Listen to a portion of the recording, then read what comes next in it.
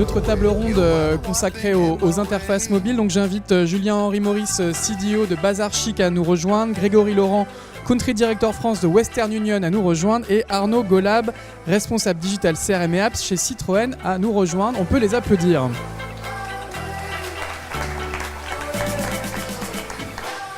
Alors on l'entendait ce matin, Julien-Henri sera au milieu. Bonjour à tous les trois. Alors on l'entendait ce matin avec notamment la présentation de Charlotte, je crois, du Hub Forum, cette multiplication des points de contact avec les mobinautes, le site web évidemment, un asset historique, les applications. On parlait même également de méta-applications de messagerie qui commencent à accueillir des marques, notamment au travers de chatbots. Donc c'est peut-être un environnement un petit peu complexe et c'est intéressant d'avoir le retour d'expérience des marques pour savoir sur quelle interface il faut aujourd'hui investir. Alors on va en parler rapidement ce matin. Peut-être juste avant ça, un petit mot d'introduction. On commence peut-être par Arnaud. Alors vous êtes donc responsable digital CRM Apps chez Citroën. Citroën, je ne sais pas si on a besoin de présenter votre marque, une des marques du groupe PSA, mais en gros votre mission, vous, c'est quoi? C'est vendre des voitures aux millennials? Donc, peut-être pas représenter la marque, mais bon, effectivement, le terrain de jeu, c'est 80 à 100 pays aujourd'hui. Comme le disait Accor ce matin, c'est également un système basé sur à la fois des marques, des réseaux en propre et des franchisés. Voilà, c'est aujourd'hui 14 000 points de vente environ. Donc ça fait un beau terrain de jeu. Et une vraie problématique, c'est rajeunir votre clientèle et notamment toucher problématique de rajeunir nos clientèles et une vente de véhicules, mais pas uniquement, de services aussi, de l'assurance, du financement, des pièces et de la mobilité aussi pour l'ensemble des constructeurs, puisque la plupart des gens se déplacent de plus en plus de l'usage, enfin de la propriété vers l'usage, et donc il faut aussi adresser ces clients-là. Et on va revenir dans un instant sur vos différents assets digitaux. À votre gauche, Julien-Henri Maurice, Chief Digital Officer de Bazar Chic. Bonjour à toutes et Comment tous. on présente Bazar Chic? C'est un Galerie Lafayette 2.0? Good question. Bazar Chic, c'est le leader français de la vente événementielle sur Internet, mobile et boutique. En gros, c'est un pure player qui maintenant en effet est endossé à un gros leader du commerce de centre-ville qui est Galerie Lafayette. Et ça existe depuis 11 ans. Et le mobile, on en fait depuis 8 ans. Donc beaucoup de choses à dire sur ce sujet-là. Et on va aller dans quelques instants. Et à votre gauche, Grégory Laurent, donc Country Director France de Western Union. Comment on présente Western Union? On peut dire une jeune fintech de 150 ans? De 160 ans plutôt. 160 ans. Je trouve que c'est une belle définition. Effectivement, on est très connu, on a une belle notoriété dans le monde. On fait partie des 500 plus belles marques au monde. On parlait de l'Eldorado tout à l'heure. Vous avez participé à la conquête de l'Ouest en tant qu'entreprise au 19e siècle. Le système télégraphe d'Est en Ouest, c'était un consortium à l'époque. Mais Western Union aujourd'hui, c'est quoi? C'est la possibilité pour nos clients particuliers et professionnels d'envoyer et de recevoir de l'argent dans 200 pays et territoires à un prix très compétitif. Et grâce à, comment on le fait? C'est grâce à notre plateforme, parce qu'effectivement, on peut se considérer comme une FigTech. Aujourd'hui, Western Union, c'est 30 transactions par seconde qui sont générées sur notre plateforme. Et c'est surtout grâce à notre réseau, donc un réseau qui est diversifié, à la fois sur du réseau d'agences physiques, à peu près un demi-million dans le monde, mais aussi des réseaux purement digitaux depuis notre app Western Union, et aussi un usage en réception sur des comptes bancaires et mobiles. Alors on va revenir justement sur ces différents assets digitaux, peut-être pour commencer chez Citroën. Donc vous nous disiez, vous aviez... il y a un deuxième micro, effectivement, je vais vous le donner dans un instant. Aujourd'hui, est-ce que vous êtes globalement, vous avez basculé dans le digital dans votre relation avec ses prospects, avec ses clients, et que pèse le mobile? Est-ce que vous êtes mobile first, pour reprendre une expression à la mode? Alors, on est de plus en plus mobile first, effectivement. Sur certains marchés, le mobile, sur la partie prospect, a même déjà dépassé le desktop, sur les marchés comme UK. Sur la France, on est au-delà des 35%, on n'y est pas encore, mais ça croît de mois en mois. Sur la partie client, que moi j'adresse plus particulièrement à travers les apps, on est clairement mobile first. Aujourd'hui, on a une stratégie qui repose principalement sur nos applications, sur 3 applications, avec tout un travail de rationalisation, un peu comme ça a été fait chez Accor. Tu veux peut-être y revenir plus tard. On peut en parler maintenant. On avait initialement 13 applications quand on tapait Citroën dans un store. Aujourd'hui, on a focalisé nos stratégies sur 3 applications. Je peux les détailler maintenant rapidement. On a une application qui s'appelle My Citroën qui est au cœur de notre interaction avec les clients. C'est clairement l'appli relationnelle de la marque avec son client au quotidien. Une application plus axée sur le social media qui est liée à notre offensive produit. On a lancé la nouvelle C3 il n'y a pas longtemps, on a déjà 70 000 commandes. Et sur cette voiture, on est le premier constructeur à avoir intégré une caméra qui peut prendre des photos, filmer, servir également de dashcam et partager du coup les moments des clients directement sur les réseaux sociaux. La dashcam, on rappelle, c'est la webcam automobile qui permet voilà, de filmer en permanence la route. Voilà, ça filme en permanence la route. Donc, c'est la pub que vous avez pu voir à la télé avec la demande en mariage où la personne prend des photos de lettres pour demander Marry Me à sa compagne. Et accessoirement, elle filme également en cas d'accident et ça vous permet, sur certains pays, de servir de début de preuve avec des assureurs. Et ça permet à YouTube d'avoir plein de vidéos rigolotes des routes russes. Exactement. Et la dernière application, c'est du self-care. Ça vise à remplacer clairement la grosse documentation de bord que vous consultez jamais, qui est dans votre boîte à gants, qui permet d'éviter ce moment gênant où vous allez au ski, vous êtes en bas d'un col, vous ne savez pas comment monter vos chaînes neige. Bon, bah là, directement avec l'appli, l'appli commute sur l'appareil photo du téléphone, vous scannez vos trous et on vous explique directement comment monter vos chaînes neige sur votre véhicule. Si on parle en chiffres, ça représente quoi aujourd'hui le mobile dans ces différents points de contact en pourcentage? C'est majoritaire, vous le disiez, ou vous êtes en passe de devenir majoritaire? Alors, on essaie de devenir majoritaire, très clairement. On a des objectifs ambitieux. Non, c'est pas encore le cas. Les applis, elles sont assez jeunes. Le lancement de C3, c'était en fin d'année dernière. Notre appli MyCitroën date de mai 2016, donc c'est assez récent. Elle évolue fréquemment au fil des sprints. Néanmoins, on a des objectifs très ambitieux puisqu'on souhaite aller à 80% de nos clients qui téléchargent cette application. On y est presque, on n'y est pas encore. Objectif pour quelle année? Fin 2017. Ah bah, on en reparlera l'année prochaine. Exactement. Julien Henry, Maurice, alors également vous êtes un pure player du digital, historiquement. Aujourd'hui, vous êtes non seulement digital first, non seulement mobile first, mais si j'ai bien compris, vous êtes même app first. On est même user-centric maintenant. On dira après. Parce que la App First, c'était l'année dernière que j'avais lancé le truc. Rappelez-nous en quelques chiffres aujourd'hui, ce que vous faites comme... Nous, le mobile, donc, on a plusieurs expertises. On a donc sur le retail, application Android et iOS, donc Bazar Chic. Et sur le travel avec Ediliz, donc sur iOS. Donc on a 3 applications. On est dans une logique où tout est rassemblé dans un one-stop shop. Donc on n'a pas scindé en plusieurs choses. Donc le self-care est intégré. Enfin, tout est intégré dans les applications. Ça fait je disais, pratiquement 8 ans qu'on en fait. C'était la première application de shopping sur Apple en France il y a 8 ans. Donc on avait un award pour ça à l'époque. C'était en 2009 ouais. L'App Store venait à peine d'ouvrir. Vous étiez déjà sur l'App Store avec cette application? Moi, j'étais pas encore là, mais mon cher président avait été très visionnaire. Il avait raison. Et donc on a préempté ce territoire très tôt. Aujourd'hui, on n'est pas app first parce qu'on est tout simplement mobile par essence. C'est un sujet au quotidien. Nous, on a passé la barre des 50% de l'audience il y a déjà 3 ans. Aujourd'hui, on se rapproche de la barre des 70% de l'audience qui est mobile. Et le matin, en gros, on passe la barre des 50% de chiffre d'affaires parce que dans la vente événementielle, on ouvre les ventes le matin à 7h et donc tout le monde se précipite pour avoir son produit à un bon prix. Et donc, on passe la barre des 50%. Donc, mobile first en audience, mobile first en chiffre d'affaires. Et si on regarde dans le mobile, c'est principalement les applications. Oui, les applications sont les plus contributives en termes de chiffre d'affaires, même si depuis un an, on voit un sacré retour du web mobile. On va en reparler, mais donc, si on parle des applications, aujourd'hui, ça représente quelle proportion du mobile chez vous? C'est plus de 80%. 80% du mobile est dans l'application quand même. Ouais, et il y a un split entre iOS et Android? Oui, il y a un gros split. On a un positionnement assez premium, Bazar Chic, donc du coup, on est assez iOS. Donc le split, je ne peux pas donner tous les chiffres, mais en gros, on est majoritairement sur Apple. Donc vous êtes first, vous êtes presque iOS first. On peut dire ça. Disons-le. C'est ça. Très bien. Pardon, Grégory également, même question. Donc on le disait, vous avez démarré à l'époque de la conquête de l'Ouest, donc vous avez encore un gros réseau de revendeurs, mais le digital et le mobile, ça monte en puissance aussi chez Western Union. Absolument. Bon, ce qu'on constate, en fait, on a toujours été sur le mobile, nos sites transactionnels depuis toujours.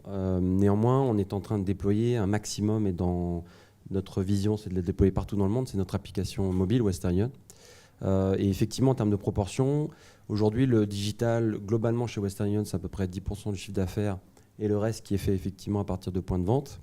Mais c'est le canal qui croît le plus vite et de façon la plus importante. D'ailleurs, au passage, ça nous permet aussi de faire un incrémental en termes de clients, beaucoup plus différents, beaucoup plus jeunes et tech-savvy, on appelle ça comme ça. Tech-savvy. Tech-savvy, exactement. Et non cash-centric, ça c'est nos termes à nous, ceux qui vont effectivement en retail payer soit en espèces ou soit par carte bleue, par exemple. Et en France, on retrouve ces mêmes proportions. Donc aujourd'hui, sur le chiffre d'affaires France, c'est à peu près 10% qui est fait sur le digital, le reste pour l'instant sur le retail. Donc c'est encore assez modeste. Absolument. Vous avez commencé avec les nouvelles technologies comme le télégraphe, mais... Absolument, ça reste modeste, mais on constate vraiment une accélération, et notamment sur l'app au niveau du mobile. Pour la proportion au niveau digital, c'est 70% des transactions clientes qui sont faites depuis le site en ligne, 30% depuis l'app. D'accord. Mais Et l'essentiel on de voit la une accélération croissance sur la- aujourd'hui, elle est sur ces Absolument, environnements absolument. mobiles On a- et Les applicatifs. clients ont téléchargé à peu près 400 000 fois l'app l'année dernière. Donc on ressent vraiment une adhésion et une montée en puissance de façon significative. Je regardais juste les chiffres juste avant, là, en février, on a fait plus de 40% de croissance en revenus. C'est plusieurs centaines de milliers de clients qui nous utilisent tous les mois, donc il y a quelque chose qui se passe. Une Sincèrement. rétraction sur le mobile, effectivement une bascule des usages. Alors on le disait, multiplication des points de contact, vous m'avez parlé tous les trois beaucoup d'applications. Arnaud, est-ce qu'il faut enterrer le site web ? Tout à l'heure, Emmanuel Alix nous disait qu'il avait une très très forte croissance, plus 30, plus 40% sur le site web mobile. Google a beaucoup investi notamment pour pousser les gens à basculer en responsive design l'année dernière. Le site web, est-ce qu'il a encore un avenir ou est-ce qu'il faut être app only ? Alors, non, je ne pense pas qu'il faille être app only. En fait, nous, on a raisonné par rapport à nos usages clients. En situation de mobilité principalement, notre client va plus avoir tendance à aller sur l'appli. Clairement, le prospect, lui, passe par le site et par le site mobile. Mais côté client, c'est essentiellement l'app, à tel point que nous, dans un premier temps, même nos versions d'espace client mobile, on va les couper. D'accord, Clairement. donc le prospect sur le site web, le client sur l'application. Oui, dans un premier temps, on y reviendra à un moment donné, puisque pour reprendre l'exemple de ma collègue de Volkswagen, sur la France, on commence à faire déjà du paiement en ligne via de la réservation de véhicules, et il y a d'autres pays où, par l'entremise d'autres marques du groupe, on fait déjà de la vente de véhicules en ligne sur UK. Donc c'est des choses qui vont arriver, qui nécessitent un compte client, donc le web, ça va se parler. Avec le mobile et aussi avec le dernier device qui est la voiture, comme l'évoquait Vincent au début de la session. Vous évoquiez des usages assez avancés au sein de l'application, notamment je crois la réalité augmentée. C'est des choses qui sont envisageables à terme dans les sites web ou qui seront réservées aux applications natives du smartphone ? Non, je pense que c'est envisageable également dans les sites web. Aujourd'hui, c'est vrai qu'on le fait via le smartphone dans les applications parce que ça interagit aussi avec beaucoup de SI qui sont chez nous. C'est aussi pour ça qu'on a scindé en différentes applications parce qu'en fonction des zones géographiques, nos pays n'ont pas forcément le même socle SI, clairement. Il y a de la data qui est derrière, mais demain, je pense qu'effectivement, on pourra intégrer ça via du site web. Il y a pas mal de choses qu'on regarde là-dessus. Donc vous marcherez quelque part sur ces deux pieds voilà, et rééquilibrerez peut-être vos investissements ? Exactement, ouais. Il y a de fortes chances qu'on rééquilibre nos investissements. Pour l'instant, on essaie de bâtir un socle stable, évolutif sur nos applis, mais il y a de fortes chances que ça converge derrière. Julien Henry, vous aviez commencé effectivement à nous en parler. On voit arriver de nouvelles technologies, notamment les progressive web apps, qui sont en fait des sites web, parce qu'on les ouvre dans les navigateurs. C'est des choses que vous regardez. On voit aussi des technos comme la push notification qui arrivent dans le browser. Sur le web, oui. Donc le site web, il va rebondir dans les prochains mois, dans les prochaines années ? Alors nous, on a une logique où on a été très app l'année dernière, comme on l'a dit. Quand on a vu les chiffres monter beaucoup sur le web mobile, on a peut-être cru un peu enterrer vite le web. Donc mes convictions ont un peu changé en un an. Et sincèrement, pour être sérieux, on ne peut pas être, pour moi, app only. Ce serait une hérésie, ce serait une voie de garage. Et il faut être donc dans une logique user-centric. Quand on dit ça, ça veut dire quoi ? Ça veut dire qu'on peut scinder en effet les usages et les insights qu'on va mettre en face de certains properties qu'on a chez nous. Et donc le web mobile doit être apporteur en général dans une chaîne de valeur en amont de l'app. L'app peut être plutôt sur le suivi de commandes, bien sûr le transactionnel, mais également sur le self-care. Ce schéma, prospect via le site web, client sur l'application, ça vous convient ? Moi, c'est pas que ça me convient, c'est qu'en fait, je pense qu'il faut casser un peu tous les silos. Donc, ça me convient, je sais pas, ça me convient pas. C'est-à-dire qu'on en parlera en conclusion, mais c'est que, en fait, il faut déporter là où sont les usages. Et donc, les usages, on voit qu'il n'y a pas le web mobile est pas mort. Donc, nous, il y a de gros projets qui sont faits sur les refontes sur une logique web. Mais en fait, ce qu'il faut comprendre, c'est qu'on parle vraiment de logique API. Donc, l'intelligence reste chez nous et après, elle est portabilisée partout. Donc peu importe, j'ai envie de dire, le support, dans une logique de platforming. Et donc les applications sont un des assets qui permet de toucher les gens. Quand on voit les chiffres sur les applications mobiles, ils ont tendance à commencer à baisser dans les usages. C'est des chiffres que l'on voit arriver. De mon point de vue, il faut un peu faire attention parce qu'il y a eu de gros sujets gaming qui tirent la croissance. On court moins après les Pokémon cette année etc. Donc il faut bien regarder en year-to-year les effets pour voir si c'est vraiment une tendance de fond ou si c'est juste un effet de mode parce qu'il y a eu un pic et que donc ça redescend.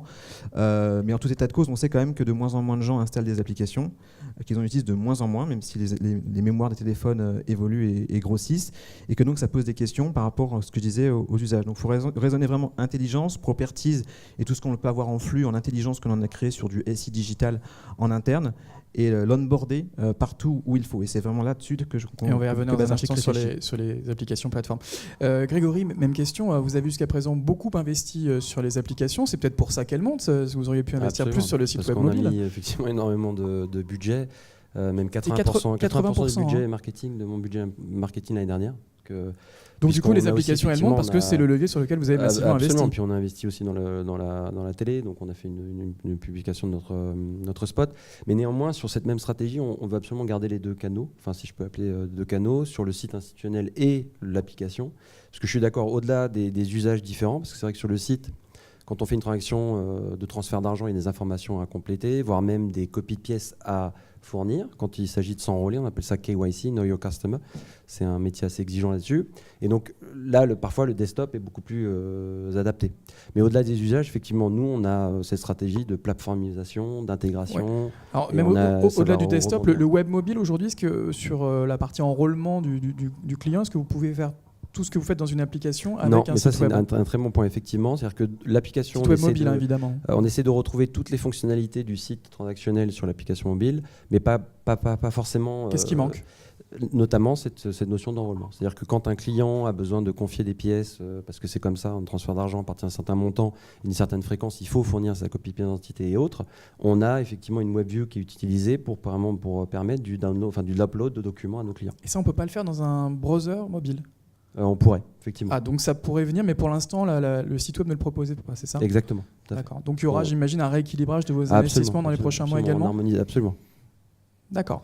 J'ai peut-être oublié de préciser, désolé, c'est que j'ai pas répondu à la question, en fait, je me rends compte, sur les web notifs. C'était intéressant de voir qu'en effet, par rapport aux push notifs sur les applications...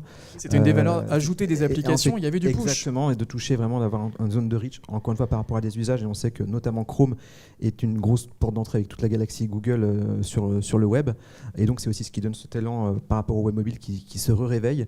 Et donc en effet, nous, on va lancer un POC là, dans quelques semaines sur les web notifications, parce que c'est encore un Eldorado, entre guillemets. Il y a tout un engagement de l'ordre de 40% à peu près de ce qu'on me dit.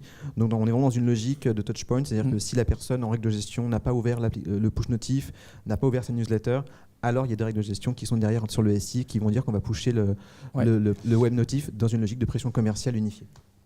Arnaud, troisième environnement qui monte en puissance, c'est celui ce que j'appelle des méta-applications, notamment les applications de messagerie instantanée qui deviennent de véritables plateformes. On a l'exemple de WeChat en Chine avec laquelle, évidemment, on communique, mais on peut aussi commander un taxi, s'informer. On voit les ambitions de Messenger avec Facebook avec Messenger aux États-Unis, en Europe. On voit aussi le renouveau du SMS qui, avec la technologie RCS, pourrait aussi héberger des chatbots. Est-ce que l'avenir, c'est aussi d'investir ces environnements ? Oui, nous, c'est quelque chose qu'on suit de très près. On va lancer effectivement aussi un POC, pas forcément via Messenger. Peut-être aujourd'hui, ça nous gêne que le client sorte de l'application. Notre conviction, c'est plus que l'appli, à terme, elles vont l'appli ou Progressive App, de toute façon, elle tournera en fond sur le smartphone du client et derrière, il y a des notifs d'une façon ou d'une autre qui viendront le prévenir que c'est le moment de faire sa révision parce qu'il a roulé plus que prévu, ou ce genre de choses. Et quand il aura un problème, effectivement, il aura un chatbot ou un assistant qui lui permettra. Donc oui au marketing conversationnel, mais vous n'irez pas sur ces méta-applications où apparemment se concentre une grosse partie de l'audience aujourd'hui tout de même. Ouais, mais je pense que tout dépend de la cible qu'on veut atteindre. Dans une logique d'accompagner le client à résoudre un souci ou quoi que ce soit, dans ce type de logique, ça sera intégré dans l'application. Après, la logique Messenger, c'est aussi quelque chose qu'on va regarder, mais je pense que c'est pas la même cible en fait. D'accord, mais pour la prospection, pour l'acquisition, un bot Messenger, pourquoi pas ? Voilà, exactement. Exactement. Je pense que pour l'acquisition, c'est un bon levier, effectivement. Il faut des agents conversationnels de ce type. Mais vous ne voulez pas mettre votre relation client chez un autre ? Non, pas forcément. Aujourd'hui, on a des enjeux de data qui sont très très forts aussi. Il y a beaucoup d'enjeux de sécurité aussi avec le véhicule connecté. Il y a quand même des infos qui remontent sur le client, sur sa géolocalisation, du tracking qui sont faits. Donc, pour l'instant, on reste quand même assez prudent dans les choses qu'on fait avant de mettre de la data ailleurs, quoi. Julien Henry, également, même question. Est-ce que vous allez tester ces chatbots ? Est-ce que vous allez les faire chez les autres ou chez vous ? Alors, chatbot, c'est également dans ma roadmap 2017, clairement. D'ailleurs, s'il y en a qui veulent faire ça chez moi, je recrute, donc n'hésitez pas. Il y a tous les gars du On sait NBA jamais, de on Vincent. sait jamais. Moi, j'ai une conviction un peu plus différente en fait. Je pense que quand on est, enfin chez moi, je parle en retail parce que j'ai peut-être moins de compliance que dans ton secteur, mais il faut être là où est l'usage. Et sur le retail, sincèrement, oui, c'est méta application. Ouais. Moi qui reviens de Chine la semaine dernière où j'étais à Shanghai, WeChat, donc j'avais plus mon Facebook, plus mon Google, je rappelle tout ça, c'est une dictature. Ça fait bizarre, donc on shift aussi nous aussi dans nos usages quand on arrive à l'aéroport. Oui, Facebook et Messenger sont bloqués en grande partie. Google Maps, tout ça, on Chine peut pas, continentale. c'est formidable. Et du coup, moi ma conviction c'est que le rempart que l'on doit être en tant que décideur digital quand on se lève le matin, au-delà que la boîte ne mette pas la clé sous la porte et qu'on n'ait pas un business model qui se disrupte, c'est de dire qu'on doit être un rempart contre les GAFAM ou les NetU ou les BATX, hein, comme vous voulez, tous ces petits people. Mais en gros, l'idée de dire, c'est de trouver le bon compromis sans se compromettre. C'est-à-dire que nous, clairement, on ne va pas se dire on ne peut pas y aller parce que je pense que vraiment, ça fait partie beaucoup de l'avenir. Dans une logique d'acquisition, clairement, quand je vois ce qu'a fait, pour pas les citer, un Mythique qui font des grosses démos avec Facebook, ils ont un gros partenariat stratégique, ou que ce soit dans une logique de relation client, ou juste de feed, ou juste de faire venir du trafic, oui, ça pose des questions, ça pose sacrées questions politiques, je pense, et la réponse, je peux me permettre, est intéressante, de dire on n'est pas, on veut pas, on n'est pas prêt. Ben moi, ça va être partie concrètement de mon challenge, de faire accepter en interne que potentiellement, dans 5 ans, mon dev iOS, mon dev Android, même si aujourd'hui ils valent une tonne sur le marché en salaire, ben peut-être que dans 5 ans, it's over. Et donc l'audience sera autre part. Et donc il faut accepter que peut-être ces properties, ce own qu'on a développé pendant 11 ans et qu'on adore, bah, peut-être que c'est terminé. Et donc ce lâcher prise, pour moi, est ultra important. Pas simple, hein, parce que forcément il y a la résistance au changement, il y a l'accompagnement à faire, mais c'est selon moi vraiment une partie d'avenir. Donc ça va faire partie d'un POC pour commencer à tâter le terrain, mais je pense que si on n'y va pas, on reste en silo. Or, faire de la transfo digitale, c'est pas se siloter. Donc je dois m'obliger quelque part à y aller, bien sûr, avec le meilleur moyen, ne pas décliner, parce que sinon il y a déclin dans déclinaison, et donc adapter par rapport à ces méta-applications, et donc voir comme base archique quelle proposition de valeur je vais y mettre. Si c'est juste pour faire la même chose que dans la newsletter, aucun intérêt, on est d'accord. Grégory, vous êtes également présent sur ces environnements avec des différents tests à travers le monde. Non, c'est intéressant ce que dit Jean-Henri, parce que nous on a pris le risque de le faire finalement, parce qu'on a noué des partenariats avec WeChat et Viber l'année dernière, où c'est possible pour un utilisateur d'utiliser l'application, et là c'est une web view dans l'application WeChat ou Viber. Mais vous ne faites pas rentrer le loup dans la bergerie. On rappelle que derrière ces plateformes de messagerie, il y a aussi souvent de grandes ambitions dans les fintechs. Absolument, mais bon, on a pris le risque quand même. C'est-à-dire que c'est de l'exploration, ça marche plutôt pas mal. Viber, ça est en train de déployer dans le monde entier. Donc depuis la France, vous pouvez envoyer de l'argent. Je vous y invite depuis notre application Viber.